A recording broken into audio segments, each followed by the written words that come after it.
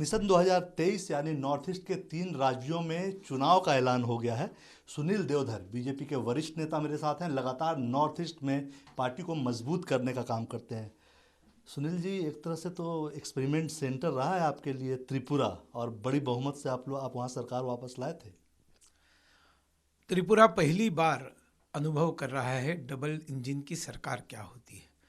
5 साल केंद्र में नरेंद्र मोदी जी की सुशासन की सरकार और राज्य में भारतीय जनता पार्टी की सरकार। डबल इंजन की सरकार के कारण एक ज़माने में जब कांग्रेस की डबल इंजन की सरकार थी, जब राजीव गांधी प्रधानमंत्री थे, उन्होंने कहा था कि मैं जब 1 रुपया देता हूँ तब नीचे 15 पैसा पहुँचता है। अब मोदी जी बताते हैं कि मैं 1 रुपया देता हूँ, नीचे 100 पैसा पहुँचता है। जनधन अकाउंट खुले, डायरेक्ट बेनिफिशियरी ट्रांसफ़र से किसान, महिला, दिव्यांग सभी को मदद मिलना शुरू हो गया। कोविड काल में मदद मिली। उसी के साथ साथ चाहे घर हो, सड़क हो, इंश्योरेंस हो, आयुष्मान भारत हो, त्रिपुरा की जनता ने 5 साल ऐसा अनुभव किया है कि बिना किसी भ्रष्टाचार के, गुंडागर्दी के, हत्याओं के, दादागिरी के, जो कम्युनिस्ट पार्टी किया करती थी, सरकार की योजनाएं पहुंच रही है। जनता खुश है और इसलिए वो दूसरा कोई विचार करने की कोई गुंजाइश ही नहीं है। भारतीय जनता पार्टी 2/3 बहुमत से फिर एक बार सरकार बनाएगी। मैं ज़्यादा मेघालय और उधर नहीं जाऊंगा, नागालैंड, क्योंकि वहाँ बहुत ज़्यादा ताकत नहीं है। एक जगह दो ऐसा नहीं है, विधायक हैं, एक जगह 12 विधायक हैं। बिल्कुल नहीं है। मेघालय और नागालैंड में नैरेटिव्स बदल चुके हैं। वो ईसाई राज्य है, ईसाई बहुल राज्य है, और इसलिए वहाँ पर एक वो विपक्ष ने, कांग्रेस ने वगैरह मिलकर एक झूठा नैरेटिव चलाया था कि भाजपा ईसाइयों के खिलाफ है। लेकिन गए 5 वर्ष में वहाँ पर भी हम सरकार में रहे और केंद्र की सारी योजनाएं जनधन के माध्यम से, डायरेक्ट बेनिफिशियरी ट्रांसफ़र के माध्यम से, और बाकी सारी जो ज़मीन पर घर से लेकर इंश्योरेंस और बिजली से लेकर सड़क तक सब मिला है, और बिना किसी पार्शलिटी के मिला है। और इसलिए ईसाइयों को ये पता चल गया है कि भाजपा ईसाई विरोधी है, ये ढकोसला है। और आज ईसाइयों में भी, नागालैंड हो चाहे मेघालय हो, मोदी मोदी है। हम लोगों ने पिछली बार 2 जगह पर मेघालय में जीते थे, लेकिन हम सरकार में थे। इस बार हम 40-45 जगह पर लड़ेंगे। 15 तक सीटें हम जीतने की गुंजाइश रखते हैं। बिना भाजपा के कोई सरकार ही नहीं बना पाएगा, ऐसी स्थिति में मेघालय आएगा।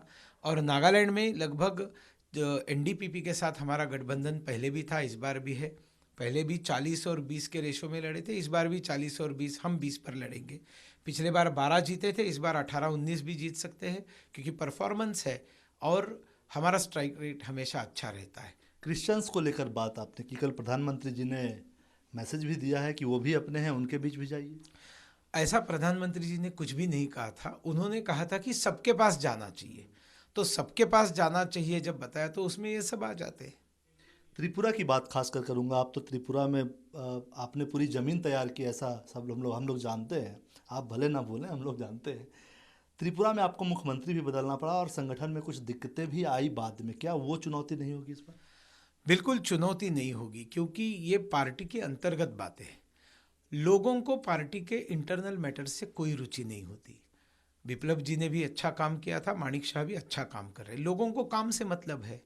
और इसलिए आपने देखा कि जब परिवर्तन हुआ मुख्यमंत्री में, तो गुजरात में किस तरह से हमारा दैदीप्यमान विजय हुआ।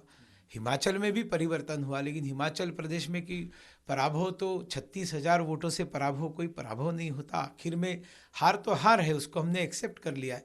लेकिन हमने जो रिवाज बदलने की बात कही थी, तो रिवाज वोट शेयर में तो बदल ही दिया ना हमने। और इसलिए यहाँ पर मुख्यमंत्री बदलना कोई इशू ही नहीं है त्रिपुरा में। त्रिपुरा में politics of performance, politics of governance, politics of delivery, पहली बार प्रो इनकम्बेंसी के ऊपर हम वहाँ पर जीतने वाले हैं। ऐसी खबर है कि लेफ्ट और कांग्रेस साथ आ रहे हैं, क्योंकि वोट का फीसदी में अंतर बहुत ज़्यादा नहीं था पिछली बार, जो आप लोग 60 में 36 सीट जीते थे, लेकिन वोट डिफरेंस ज़्यादा नहीं था। अगर वो दोनों साथ आते हैं तो फिर तो चुनौती बढ़ जाएगी त्रिपुरा में। आप देखेंगे वोट, लेफ्ट के वोट में ड्रास्टिक गिरावट आएगी, ड्रास्टिक गिरावट।